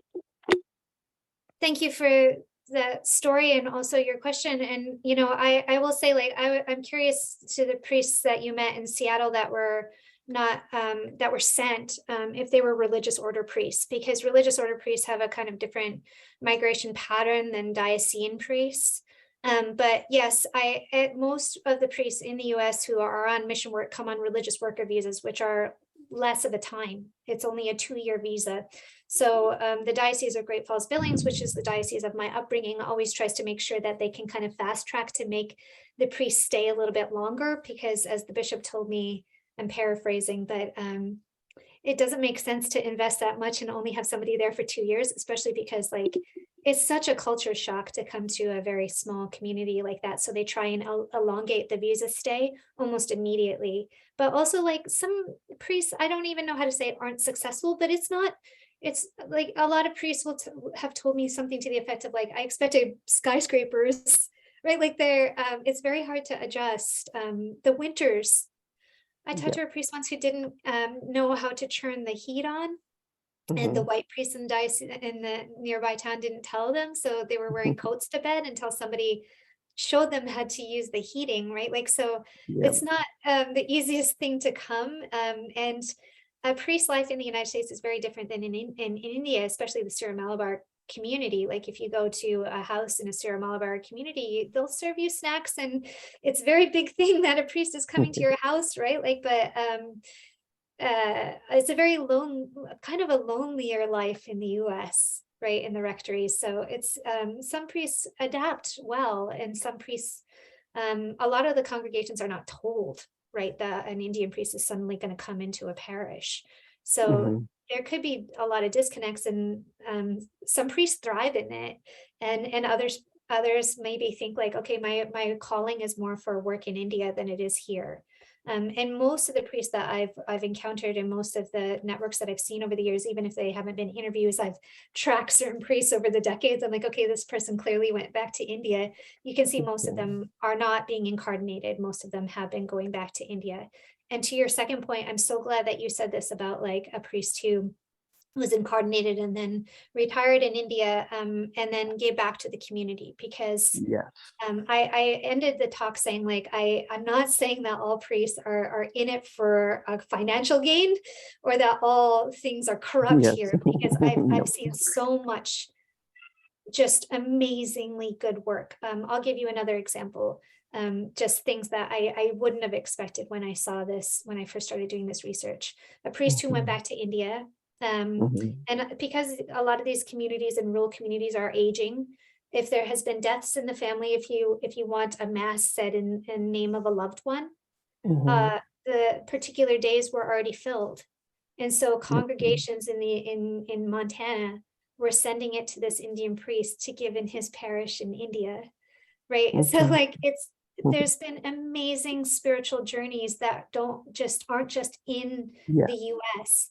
But then, I know a priest who retired in Mangalore and, would do a lot of work with the poor, and a farmer in Montana would always send him money for it, right? So it's not just that, it's like financial gain. But what I am concerned about when we're thinking about caste and networks is, a lot of the churches that might be benefiting might not be a Latin Catholic church. It might be only a Syro Malabar church, right? Or what does that mean? And when we think about culture created and networks created, again, I don't have the numbers of how many Syro Malabar priests have come from Kerala and how many Latin priests have come from Kerala. I only know from my own interviews and connections from growing up in the area that it's been predominantly Syro Malabar priests who are then get by ritual rites, which means that a lot of this, the connections for opportunities for parishes to grow with something like works and donations of what a particular church does would be mostly Syro Malabar, and more research is needed there quantitatively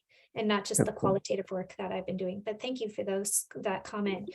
And also the people in Kottayam district will get mad at me, but I really love Idukki district. It's so pretty. I love it. Thank you. Glad to.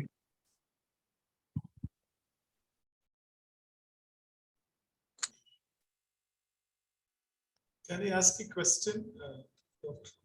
Rekha? Please. Oh, yes. Go ahead. Sonja, thank you so much for this. Mine is one or two curiosities, basically. Given the fact that these priests are migrating to the US for spiritual work, and the number that you have given is quite astonishing, and it is dominated by Indian priests, and assuming that they are, majority are Syro Malabar priests. I'm just wondering how easy this process is. Because one of the problems that Syro Malabar Church and Syrian Christians in general face in Kerala is the demographic anxiety that I was also speaking the other day.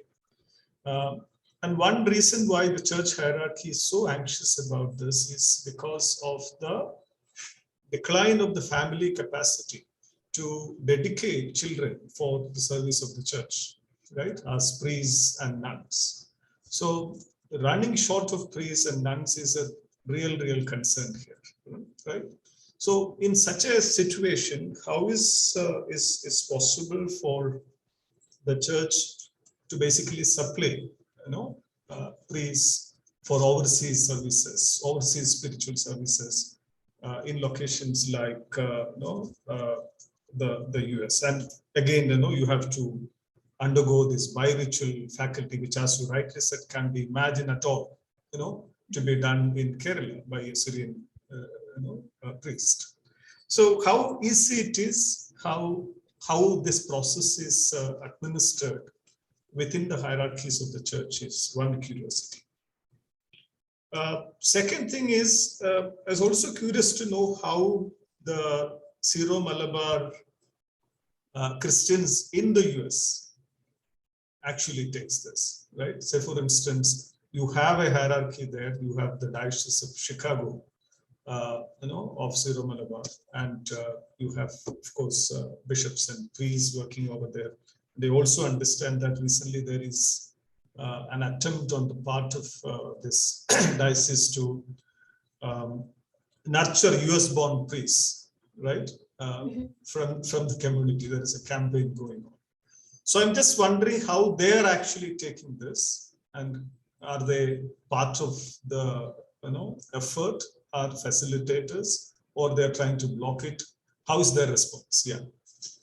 Thank you. Oh, thank you so much for these questions. And I know this wasn't recorded when I came on. I just want to encourage everybody to go to the YouTube channel to see Dr. Varghese' talk on demographic fears in the Syrian Christian community. It was an amazing talk. I learned so much from it, because I'm also thinking about love jihad rhetoric and that kind of fear of declining demographics within Syrian Christian community, which really has dropped over the century. But yeah, so the fears of, sending over a priest, most of these priests, like the last comment we just had, they go back, right? So it's just considered a loan. And it is a I hate to say the word deal, but I don't know how to say it any other way. It's between bishops. One of the things that's really so interesting about this project for me is that the Catholic Church is centered around this hierarchy that we, for secular academics and atheists, hate, right? Like, because you can blame a hierarchy really a lot, especially when we're thinking of covering up sexual assault and clerical sexual abuse within the church. There's a paper trail that they've left. It's clear, right? Like, so, and the kind of ways in which hierarchy means power. But because there is a hierarchy, if we have a Protestant church that has a pastor that comes and is paid by the local community, if that community can't get the funds together, they can't pay a pastor, and that church might fold.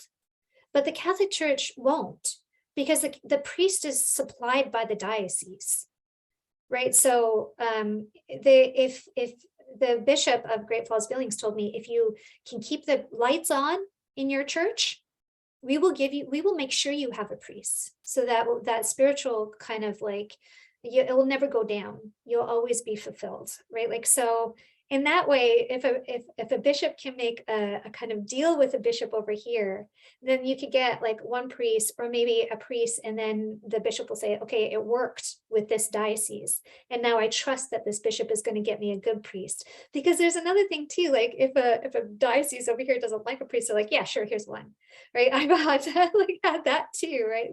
People have talked, but it's always considered a loaner priest when it's just a religious worker visa. So it'd be anywhere from 2 to 5 years. Right? Incarnation means that you have to tell your bishop over here, I want to transfer to the bishop over there.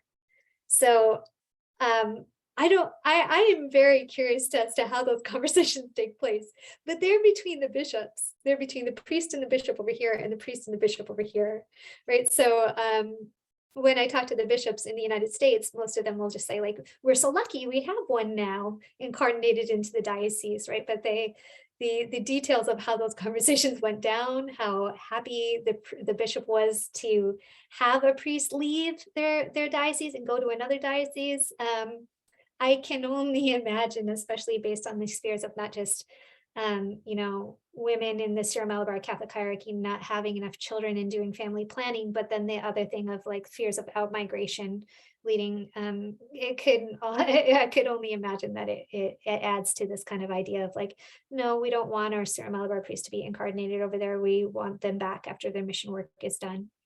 And the second thing about like Syro-Malabar bishops in the United States and Syro-Malabar congregations, because these are different rites of Catholicism, and we have the Archdiocese of Chicago for Syro-Malabar, the diocese, the Latin Catholic diocese in the United States tends not to have that much conversation with a lot of the different rites of Catholicism that have branches in the United States, whether that be a Maronite Catholic or a Syro-Malabar Catholic. They operate as if they're ethnic churches within, right? Like, so like little ethnic units within. And this is one of the things that I've talked about in other places where I publish, where when we're thinking about race, we'll think of the Syro-Malabar church as a racial minority church, like a Korean church. Here's an Indian church. So that which we think of as Indian Christianity is really, really highly shaped by Kanayan, Syro-Malabar, Syro-Malankara Catholics. And I would say the other branches of Syrian Christianity, Orthodox, Marthoma churches, right? So, but that's the idea that people get of what Indian Christianity is, because it is, I don't want to use the word segregated, but it's like a separate thing within Catholicism. I've often wondered in the course of this research too, because my previous research being primarily within South Asian studies, it's been an uphill battle for me to learn a lot about issues of religion in the US, even as somebody who was born and raised in the US and who came from a very religious family. But there's another kind of relationship that we can also talk between dioceses and religious orders. So a lot of Native American peoples or indigenous peoples in the United States have brought lawsuits forward of sexual and physical abuse on reservations on Indian land, Native American land. And many times the native places for indigenous populations are staffed not by the diocese, but by religious orders. So it would be Jesuit priests there or Capuchin monks there. So who is at fault? And to get a sense of the kind of relationship between a diocese and a religious order, and a diocese and a different rite of a diocese, they just feel a little bit separate.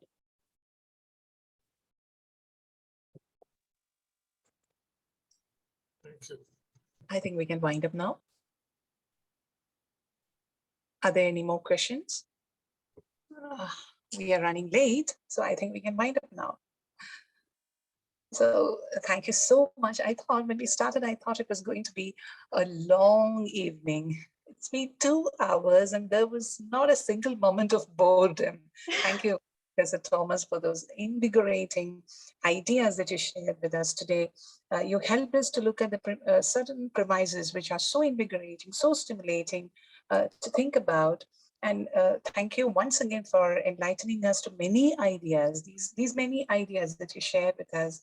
Thank you for your, thank you once again for your, giving consent to share your time and scholarship with us this evening.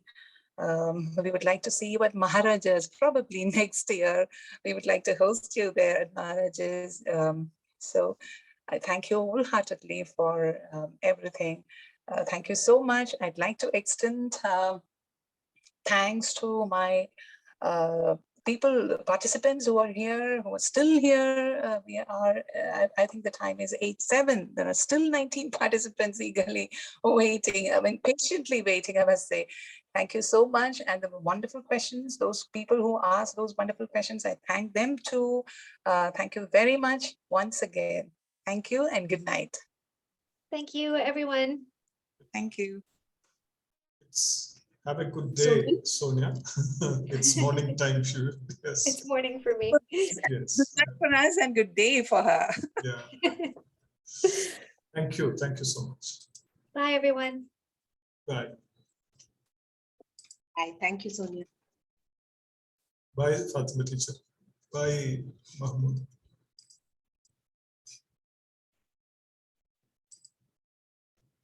Hello, Varghese.